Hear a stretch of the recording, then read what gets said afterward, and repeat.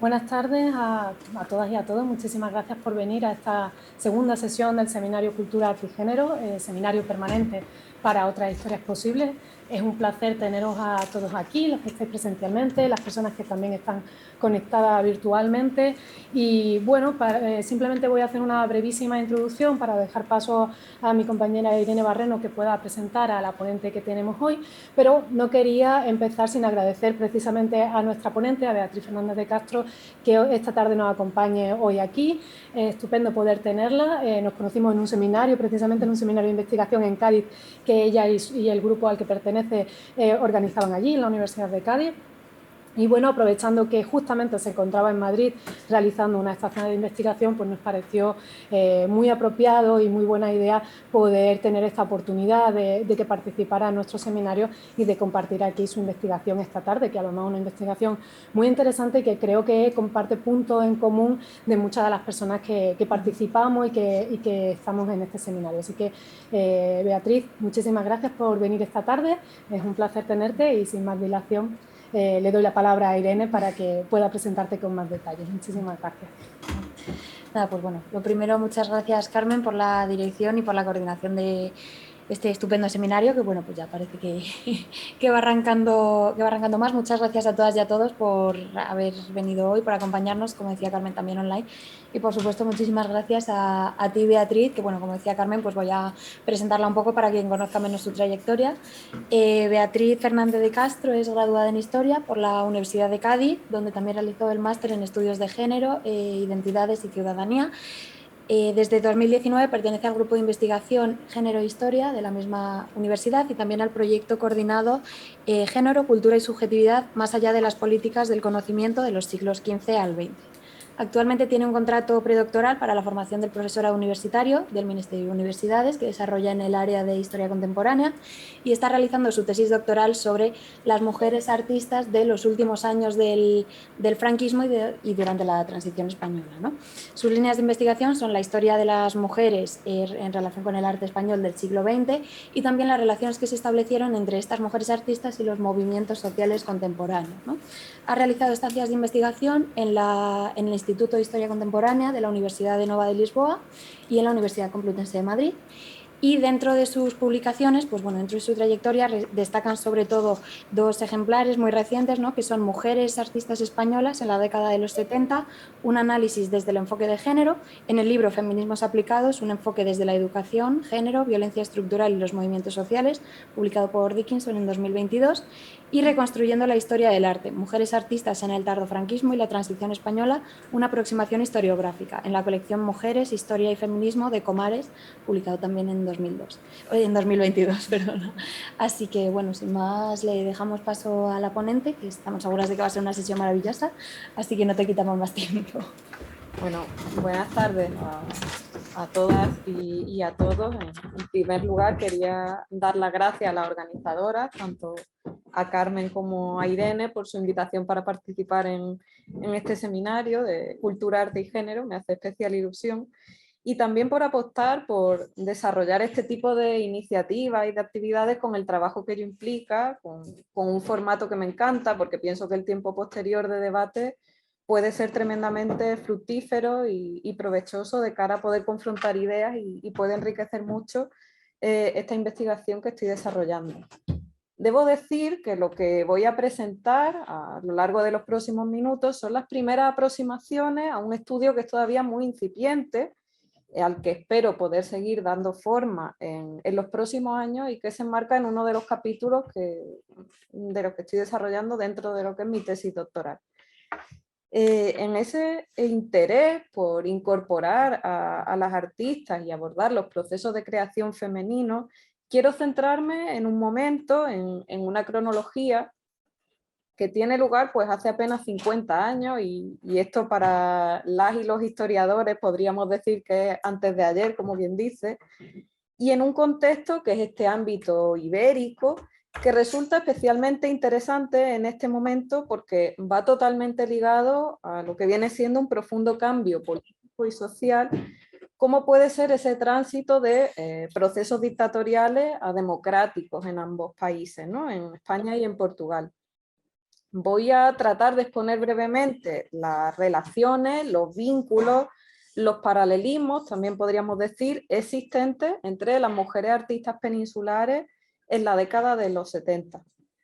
Quiero puntualizar que el interés por este tema surge precisamente en el marco de la investigación que estoy realizando para la tesis, en la que en un primer momento estaba focalizándome únicamente en el caso español, pero cuando comencé a indagar, ¿no? A aproximarme a la producción de las artistas coetáneas portuguesas, observé que muchos de los patrones que iba encontrando para el caso de aquí, de España, se repetían y se reforzaban incluso, pudiendo dar lugar pues, a esas nuevas vías de investigación, ¿no? Nuevos caminos que refuerzan, creo, esa profunda unión, esa profunda imbricación, no solo territorial, sino por supuesto también social y cultural, ¿no? En todo lo que viene siendo este marco ibérico.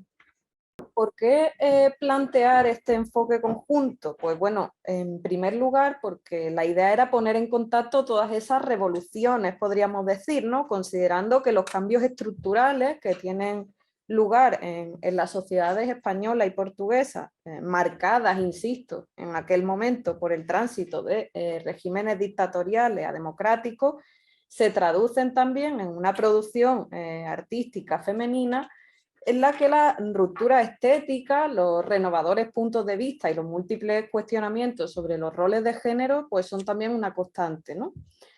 Trato también de contribuir al conocimiento del papel de las mujeres en los estudios ibéricos, porque si bien es cierto que muy recientemente se han publicado trabajos de referencia en este sentido, estas publicaciones desde mi punto de vista han recibido pues, una escasa atención, es un campo todavía que está por desarrollar.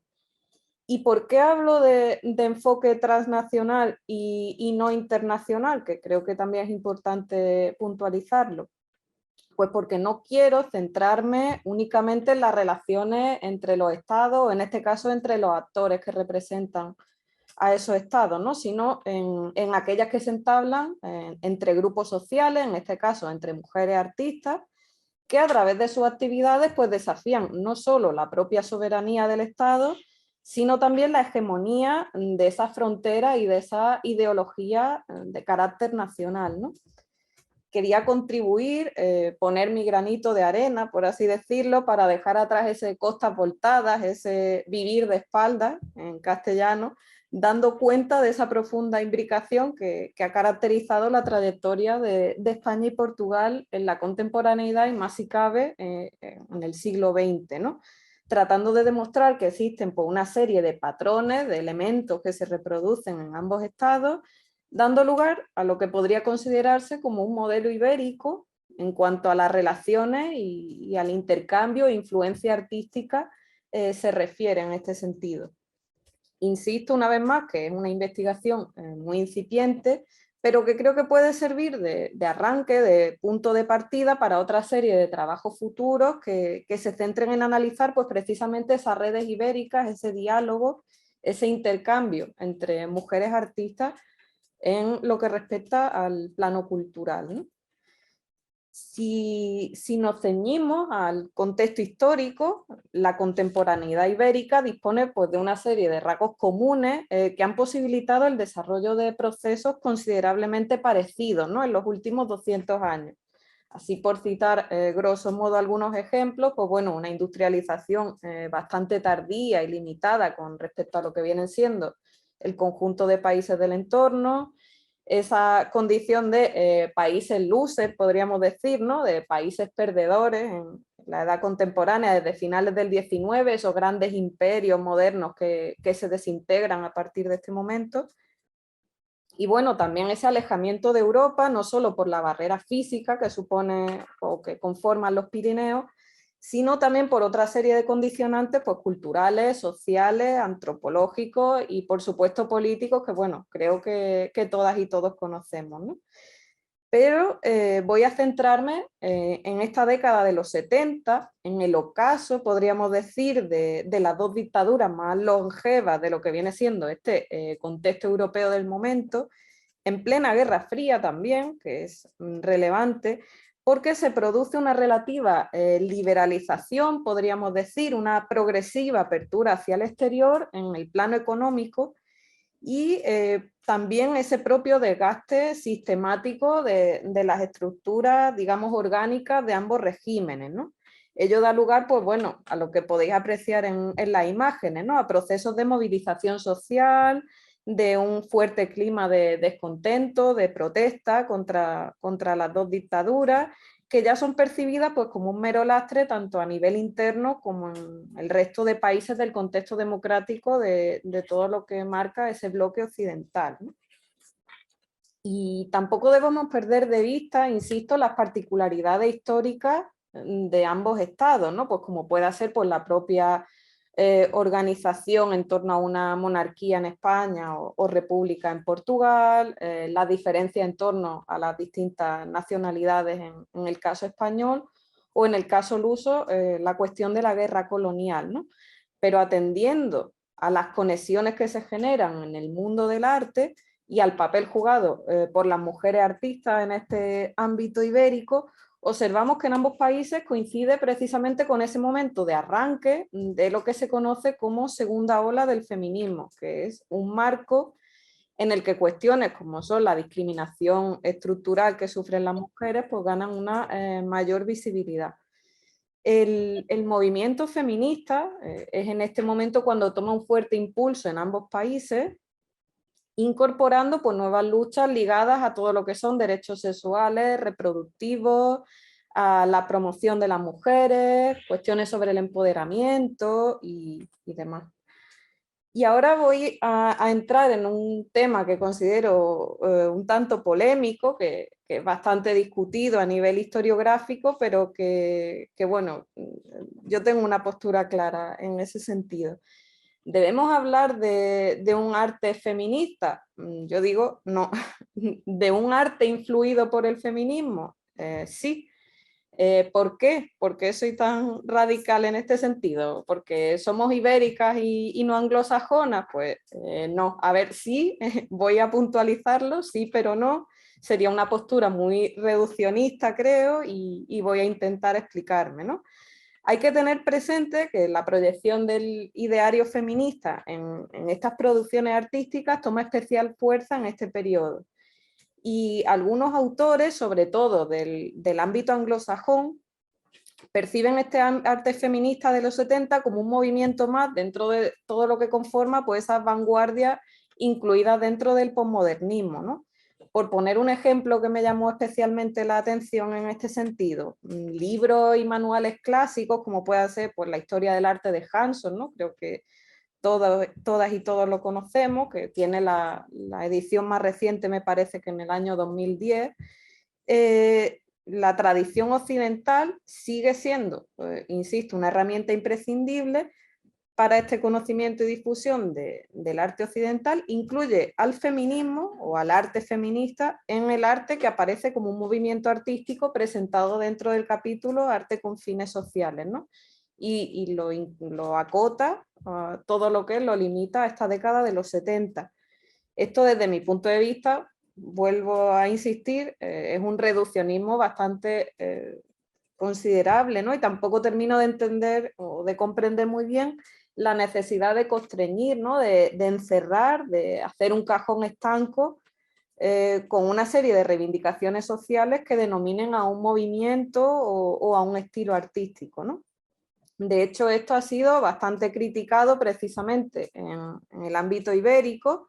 Tenéis en la imagen una cita, por ejemplo, de Marcia Oliveira, que apuestan tanto por hablar de un arte influenciado por el feminismo como por la necesidad de construir genealogías propias de mujeres artistas que quedan completamente olvidadas, marginadas, por parte tanto de la crítica como de la historiografía, ¿no? Generando así referentes propios. Esto sería un poco la línea que propone Patricia Mayallo, ¿no? Para el caso español.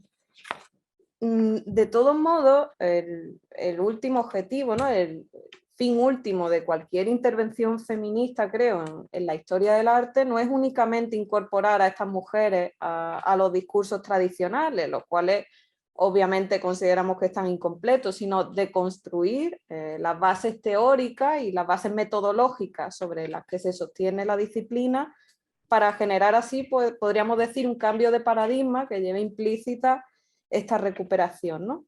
Y ahora sí, no me voy a ir más por las ramas. He presentado grosso modo el contexto histórico y el marco teórico en el que inserto la investigación, y voy a pasar a continuación a abordar cuáles son esta serie de patrones, de elementos comunes que he encontrado en nuestras ibéricas, y ya en último lugar a presentar ejemplos explícitos de ello.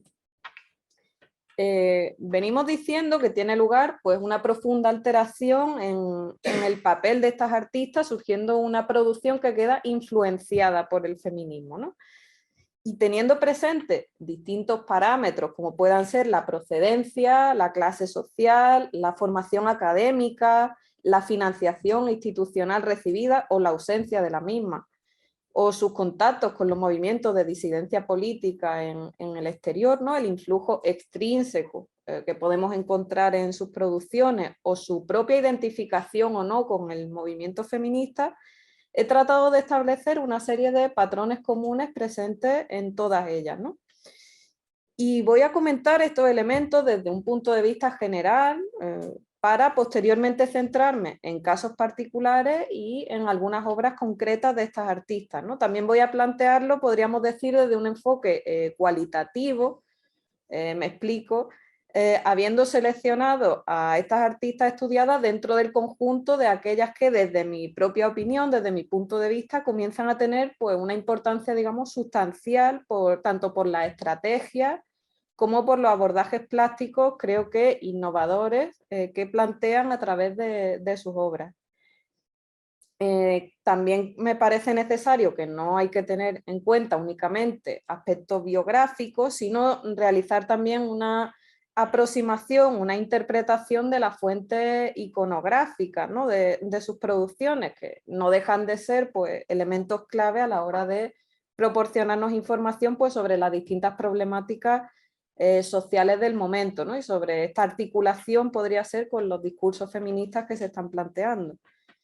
Y en este sentido, no estoy de acuerdo con algunos de los planteamientos que se han hecho hasta el momento, como por ejemplo uno de los críticos de arte portugueses más relevantes de los 70, que sería Ernesto de Sousa, que aludían a un aparente silencio en torno a esta politización activa, digamos, de las obras de arte.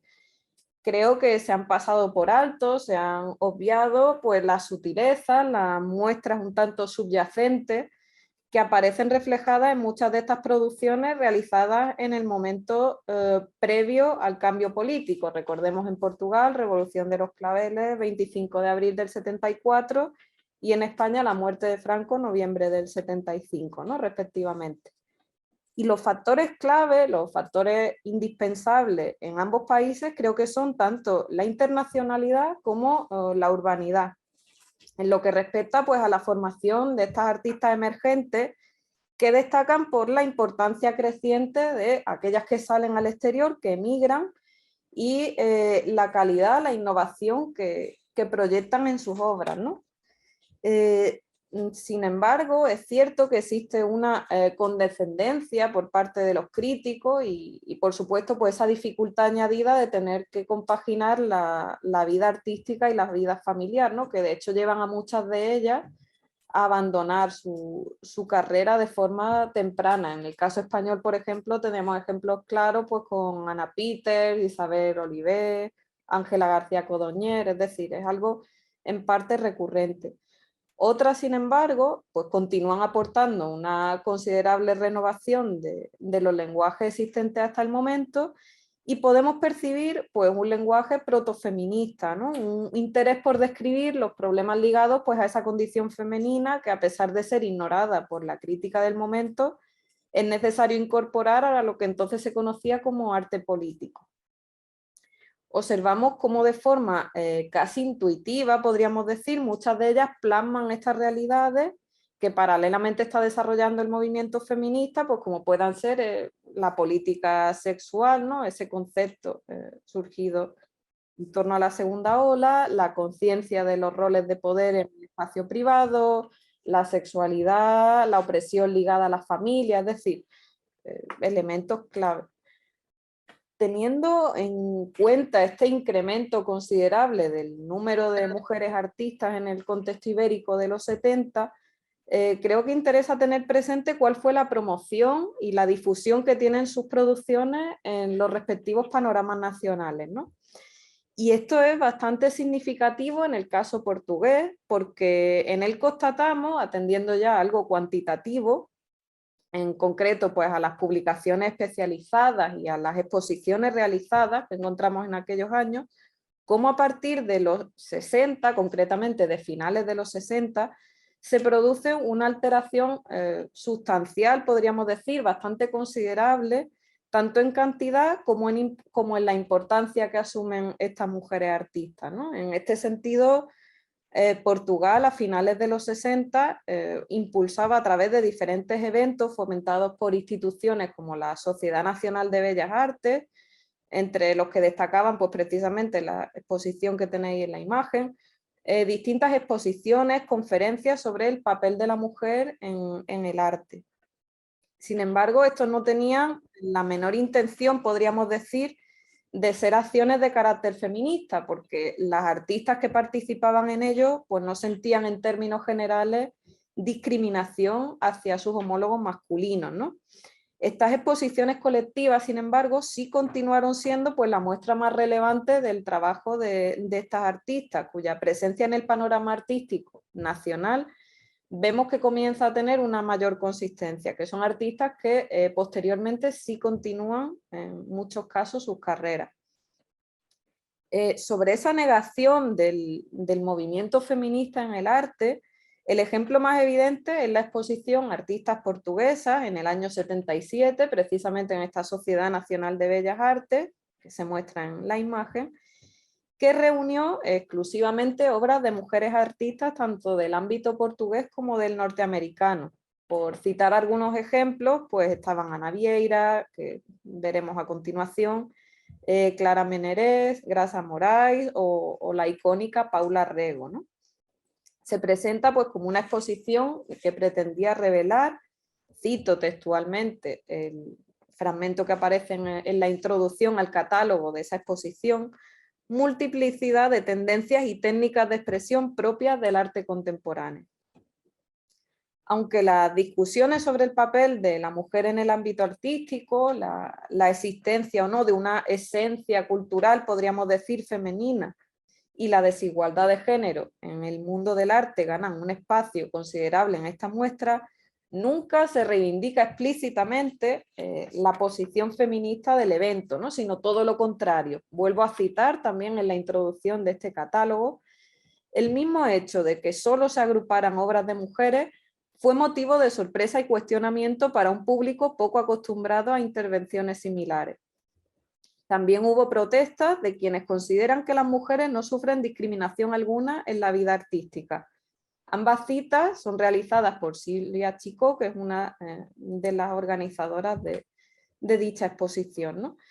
Esta opinión llama la atención, que de hecho es compartida por varias de las artistas que participan en la muestra, como por ejemplo Emilia Nadal, que llega a afirmar explícitamente no somos feministas, pero sin embargo también hay algunas que se cuestionan estas posiciones, ¿no? Como por ejemplo María Antonia Pala, ¿no? Que planteaba que las mujeres pues seguían siendo una minoría en el mundo del arte y que los artistas portugueses ocultaban este tema. Hay también otras excepciones como Clara Meneret, que citaba anteriormente, que llegó a afirmar o a denominarse la única artista feminista en Portugal, ¿no? Demostrando pues la existencia de discriminación entre ambos sexos. Y es que me parecen especialmente relevantes e interesantes también las reflexiones que hace María Gabriel, porque constataba la existencia de desigualdades no solo en términos de género, sino también en los aspectos vinculados a la clase social, a través de, por ejemplo, pues la restricción del acceso a la formación artística a mujeres de clases bajas.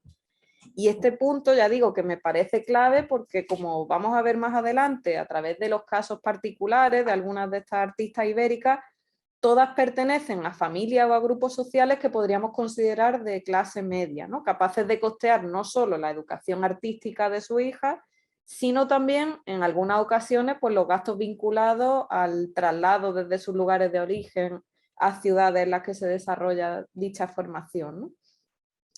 Al otro lado de la frontera, aquí en España, también fue común por parte de las artistas negar explícitamente su vinculación con el movimiento feminista. Obviamente, también hay que tener en cuenta ciertas excepciones, ¿no? Como puede ser el caso de Marie Chordá, de Eugenia Balcells o de Marisa González, que también de hecho veremos a continuación algunos ejemplos. Pero independientemente de que en la actualidad estemos tratando de analizar desde una óptica feminista su producción, muchas de ellas sí fueron contrarias en este momento a que sus obras quedasen, podríamos decir, encasilladas, ¿no? Bajo esta etiqueta. La diferencia ibérica, en este sentido, creo que se centra en que, a diferencia de otros países del marco occidental, había pocas voces críticas, pocas prácticas y conciencias alternativas, ¿no? Podríamos decir poca resistencia a lo que viene siendo el sistema. En la península nos enfrentábamos a una ausencia de una fuerte conciencia feminista, porque el movimiento, no debemos de olvidar que está en plena gestación en estos momentos, lo que provoca, pues bueno, que los fenómenos de desigualdad y falta de representación pasen prácticamente desapercibidos, o que la lucha contra la dictadura o las dictaduras se sitúe como el elemento central, ¿no? De estas reivindicaciones, por aquello, pues bueno, de que la igualdad es una cuestión menor, una cuestión secundaria, en todo lo que vienen siendo estos movimientos de disidencia política, ¿no? Y esta idea entronca también directamente con otros dos aspectos que creo que son claves, que son la financiación y la internacionalización. ¿Por qué? Pues porque muchas de ellas abandonan sus carreras porque le era muy difícil contar con una fuente estable de ingresos que le permitiese mantenerse, pero también teniendo presentes las especificidades culturales y políticas de este marco, de este contexto ibérico, ese permanente, podríamos decir, dialogismo entre la estética y la política que marca el proceso creativo de estas mujeres, las prácticas desarrolladas en el contexto internacional comienzan a jugar un papel clave. Así, las becas de estudio concedidas por fundaciones y también por algunas entidades privadas, a pesar de no haber sido obtenidas por todas las artistas investigadas, sí fueron esenciales para el apoyo y para el desarrollo de las actividades artísticas de algunas de estas mujeres en el extranjero. En Portugal, por ejemplo, juega un papel clave la Fundación Gulbenkian, que es fundada en el año 56 y que apostó pues, por ese cosmopolitismo, por ese contacto con el exterior a través de diversas formas, en contraposición pues, a lo que era ese ambiente social del momento, ¿no? Consiguiendo siempre como mantenerse al margen como aparentemente una institución independiente del régimen político que estaba vigente en aquel momento. De hecho, recurrimos a testimonios como el de Fernando Pernés, que también es un crítico relevante portugués, bastante destacado en la época, que resaltaban ya desde finales de los 60 pues, esta importancia del movimiento migratorio de artistas, ¿no? Cito textualmente: habiendo seguido la actividad de estos jóvenes artistas en los últimos años, me quedé con la impresión de que lo más válido se hace actualmente en el arte portugués desde el exterior, desde fuera de la frontera. De hecho, recurro a Múnich, París o Londres. También juegan un papel clave, creo, en este sentido, los movimientos de disidencia política. Como vamos a ver también a continuación en los ejemplos, muchas de ellas se integran en todos estos círculos contrarios a la dictadura, que tenían células pues, en los países del entorno próximo, como pueden ser, el caso más significativo creo que es Francia, ¿no? De hecho, aunque el grupo sustancial de artistas continuase optando precisamente por París en este ámbito del conjunto de las migraciones artísticas, ciudades como Londres, Berlín, pero también países como Estados Unidos comienzan a desempeñar un papel clave en la formación y en el desarrollo de los movimientos artísticos ibéricos, pues dadas las renovadas posibilidades que ofrecían este tipo de instituciones, ¿no? Y estos serían, grosso modo, los rasgos generales que presentan las artistas analizadas, ¿no?, en el ámbito ibérico.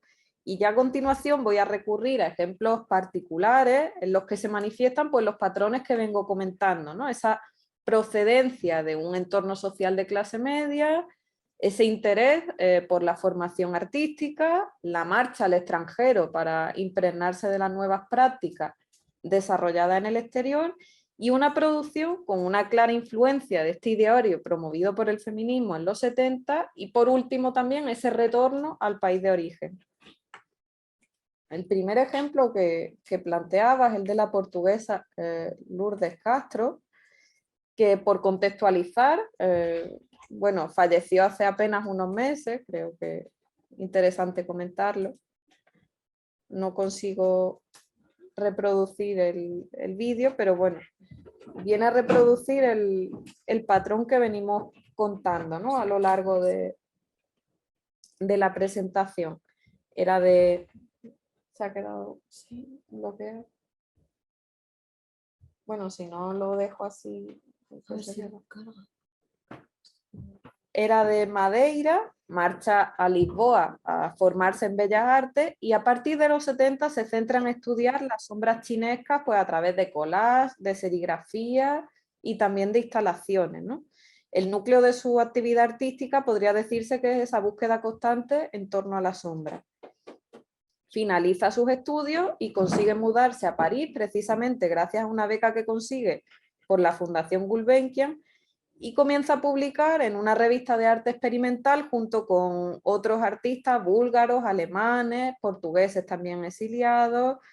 Bebe, por así decirlo, se nutre de ese contacto con el exterior. Y es interesante el testimonio que da en torno a esta obra, porque ella la asocia a la invisibilización femenina, ¿no? Cito textualmente: nadie se preocupa por las sombras, se desechan. Siempre me han gustado las cosas sin importancia. Otro ejemplo es Elena Almeida, ¿no?, que de hecho el cartel del evento corresponde a una de sus obras, que es una artista bastante polifacética, podríamos decir, porque trabaja tanto la fotografía como las performances, pinturas o incluso dibujos, ¿no? Nace y estudia Bellas Artes en Lisboa, recibe nuevamente una beca también de la Fundación Gulbenkian y se traslada a vivir a París. Expone por primera vez a finales de los 60 y comienza a centrarse en el tema de la autorrepresentación. En la imagen, por ejemplo, podéis observar esas manos que asoman entre rejas y puertas metálicas entreabiertas que parecen, pues, como barreras opresivas, ¿no?, con lo que provocan, pues, una sensación de estar apresada entre dos espacios o dos realidades, podríamos decir.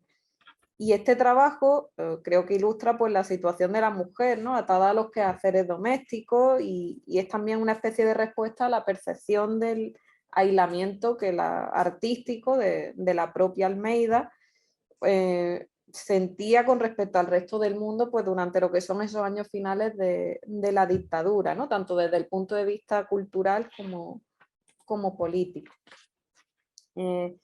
Elena Almeida nuevamente crea esta serie, Pintura Habitada, en un intento de jugar con el espectador, ¿no?, de hacerlo partícipe de la propia obra, en la que no distinguimos bien la línea entre pintura, fotografía o incluso la propia performance del artista, ¿no? Podríamos decir que aborda la relación entre ella como pintora y la pintura misma.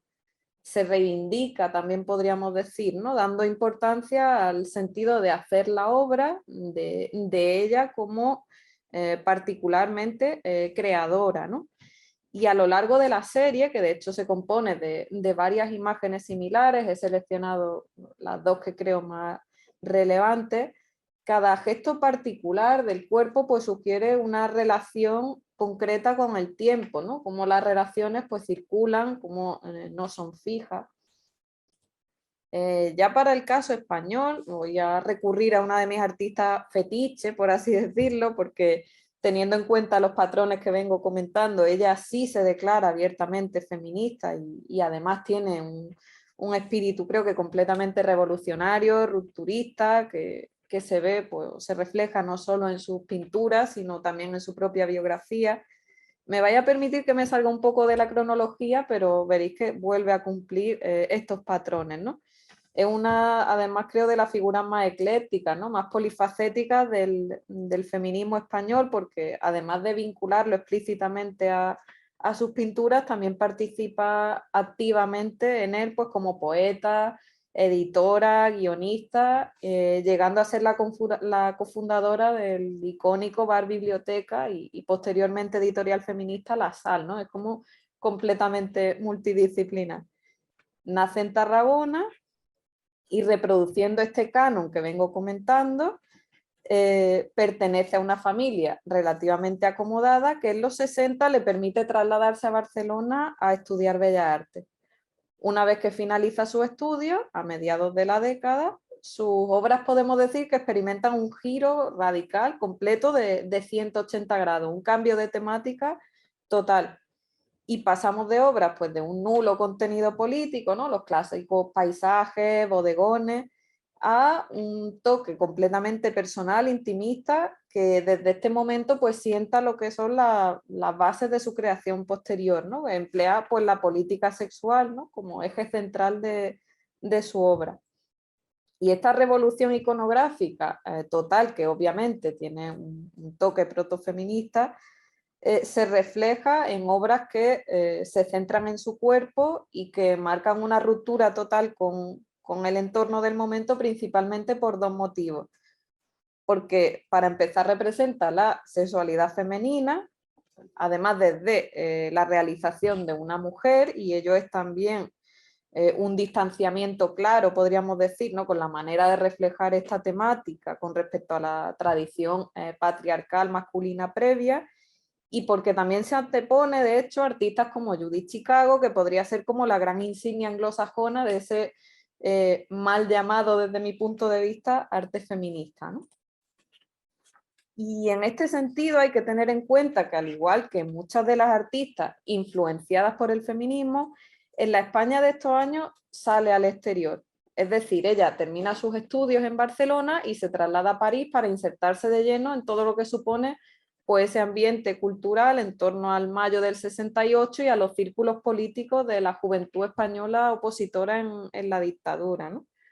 En París se vincula, de hecho, con la célula del Partido Comunista Español, tiene un romance con uno de sus integrantes, queda embarazada y, a raíz de ello, pues completamente marginada, lo que hace que se desencante por completo de todo lo que es el ámbito político, de izquierda, con el que colaboraba bastante, y decide volver a Barcelona, donde más tarde se une pues, al movimiento de liberación de las mujeres. Y esta experiencia de la maternidad también la emplea a modo, pues digamos, de aprendizaje personal y artístico, ¿no? Situándose pues como eje central, como foco de su producción. Y es clave, creo, el hecho de que este tipo de autorrepresentaciones eran pues completamente novedosas en el contexto español, porque, como citamos anteriormente, desde España se anticipa a las imágenes vaginales pues, de alguna artista feminista, marco anglosajón como Judith Chicago, ¿no? Pero nos vamos ahora, por ejemplo, a Ángels Ribé, que es una de las artistas más conocidas, ¿no? Del conceptualismo catalán. También inicia su producción a finales de los 60, con acciones, instalaciones, performance con el cuerpo y el espacio. Se marcha primero a París a finales de los 60 y de ahí a Estados Unidos, primero a Chicago, después a Nueva York y luego ya en los 80 regresa a Barcelona. Y en esta obra, que se titula Can't Go Home, ella hace un paralelismo entre lo que es el autoritarismo franquista y el paterno, ¿no? Entre el régimen dictatorial y la estructura tradicional de la familia patriarcal, ¿no? Trata de transmitir, de reflejar cómo la represión no solo se ejerce en el ámbito público y político, sino también en el familiar. Podríamos decir que la dictadura no solo se traduce en una ausencia de libertades políticas, sino que también conforma todo lo que es el espacio doméstico. Entonces lo que recrea es, en una sala oscura, una proyección de diapositivas que refleja pues, distintos tipos de imágenes, por una parte, fotos en las que alguien la peina o incluso le da de comer, ¿no? Ella lo vincula a una figura materna no visible, que actúa como presencia condicionada y determina qué hace y cómo lo hace. En otros casos también aparece pues de cara a la pared, con el rostro cubierto por un plástico, como si hubiera sido castigada. Y en otras diapositivas pues adopta la posición fetal o ese gesto que recrea, digamos, el ambiente infantil de chuparse el dedo, ¿no? Esta dependencia de la figura materna se une también a la sumisión al padre, ¿no? A la autoridad masculina. Aparece a veces un hombre sin rostro, vestido con traje, al que ella le da la mano, pero no tanto para que la guíe, sino como una forma pues, de sumisión, ¿no? Y hay que tener en cuenta la fecha, el año 77, porque solo han transcurrido pues 2 años desde la muerte de Franco y España estaba pues empezando lo que es ese proceso de transición. En este sentido, pues la figura de autoridad y de domesticación que se asimilan a los padres se traducían en la figura de control dictatorial, ¿no? De ese país oprimido y reprimido. Pero volvemos a casos portugueses, ¿no? Este de Ana Vieira, que nace en Coimbra y se traslada a Lisboa para estudiar Bellas Artes. Desde mediados de los 70 intenta con sus obras pues, establecer ese diálogo entre el espacio doméstico y el tejido social. Utiliza lenguaje y soporte muy diversos, plantea pues, procedimientos que nos sitúan en el umbral, ¿no? En la línea que aproxima a la transgresión del mismo, a no distinguir bien dónde empieza la obra y dónde termina la realidad. Digamos, un juego, ¿no? Un diálogo entre la persona y el espacio, sea este pues, artístico o social. Y el objetivo que tiene es mostrar pues, los mecanismos que delimitan nuestra cotidianidad, ¿no? Es como dar visibilidad a esa relación entre el sujeto y su contexto. Y en esta obra, Santa Paz Domesticada, también del año 77, esta instalación la presenta por primera vez, de hecho, en esta exposición que citaba anteriormente, la de artistas portuguesas, denuncia la domesticidad pues, como una cárcel, ¿no? Como un espacio femenino, como espacio disruptivo, podríamos decir, y de exilio interior, y utiliza para ello pues, diversos elementos que remiten al espacio femenino, ¿no? Configurando pues, esa sala en la que encontramos un sillón, una mesilla, diversos objetos como un par de zapatillas, materiales para tejer, revistas de labores, espejos, maquillaje, fotografías, es decir, es curioso porque de hecho la imagen que se destaca en el suelo, en la parte inferior izquierda, dentro de una de estas revistas aparentemente abandonadas, es la de una mujer desnuda en posición reclinada, que podría asociarse pues, a ese universo de imágenes publicitarias que difundían en este momento los medios de comunicación de masa, ¿no? Remitiendo pues, a ese imaginario que proyecta, que proyecta sobre las mujeres la cultura popular del momento. Y este tipo de vocaciones también las encontramos con bastante frecuencia en muchas de las obras de las conceptualistas catalanas, pues como pueden ser Balcells, Eulalia Grau, etc. Es decir, temas bastante afines. Otro ejemplo es la artista de origen vasco Marisa González. Ella destaca pues, por la manipulación de imágenes a través del uso de la fotocopiadora y de todo lo que es la estructura serial. En el 71 se traslada a Chicago, precisamente con el programa de becas ofrecido por Estados Unidos, y se integra en el programa Sistema Generativo, que fue fundado el año anterior en la escuela, en el Instituto de Arte, por la artista estadounidense Sonia Sheridan. Este fue un experimento pedagógico bastante pionero en la época y abre para ella toda una nueva línea de trabajo sobre la aplicación de los que entonces eran emergentes sistemas y tecnologías de la creación artística, ¿no? Durante esta estancia en Chicago, González inicia una práctica que ya no va a abandonar desde ese momento, ¿no? Que era salir a la calle y fotografiar todo aquello que la rodeaba, ¿no? Creando un conjunto pues, de series fotográficas que a veces le servirán de base para el trabajo experimental que era desarrollado en este programa de sistema generativo. Y un ejemplo de ello, de esta serie de prácticas, es creada a partir de una fotografía que toma recorriendo el barrio negro de Chicago. La fotografía que se muestra en la imagen, en la que algo tan corriente como puede ser una muñeca abandonada en un callejón, se convierte en una imagen matriz, podríamos decir, que manipula y trabaja utilizando la fotocopiadora en color y le serviría pues, para representar el tema de la violación sin caer en la manipulación sensacionalista, ¿no? de imágenes de este tipo. Años más tarde se traslada a Washington para seguir ampliando sus estudios en esta línea e inicia también toda una serie de fotografías sobre el tema de la violencia y la represión contra las mujeres en las dictaduras, para la que de hecho toma como modelo a sus compañeras y profesoras. Y todo este conjunto de fotografías le sirve como base pues, para la elaboración de una serie más amplia, que sería esta obra, La Descarga, que realiza pues, a mediados de los 70, entre el 75 y el 77. Y bueno, con esta investigación incipiente, ya digo, he tratado pues, de analizar los rasgos comunes en torno a la producción artística femenina en el ámbito ibérico en esta década de los 70, considerando que no solo por motivos geográficos, sino también históricos, culturales y sociales, existen una serie de elementos similares, de patrones que se repiten en las sociedades española y portuguesa que nos permiten establecer un marco conjunto de análisis. Teniendo presente la intervención estética y en muchos casos multidisciplinar de las artistas de ambos países, aprecio la existencia de una relación pues, de contagio y de influencia con las reivindicaciones que plantea el movimiento feminista, que dan lugar pues, a una gran similitud de procesos y de mensajes en la producción de estas artistas.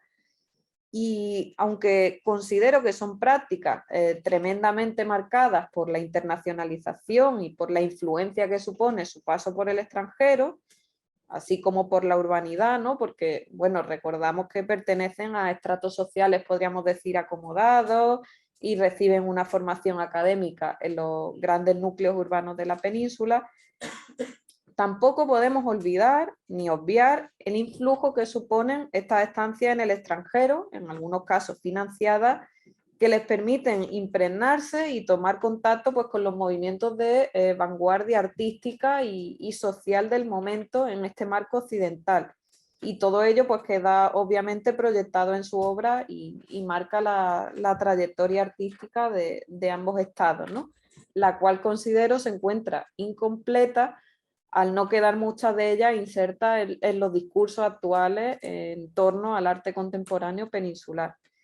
Y ya para cerrar, lo que apuesto, por tanto, no es solo por incorporar a estas artistas a los relatos sobre la producción y la teoría artística, sino por sentar las bases para futuras investigaciones que nos permitan pues, crear una genealogía de artistas ibéricas en este contexto de profundos cambios políticos y sociales que constituye los años 70 en la península. Y muchas gracias.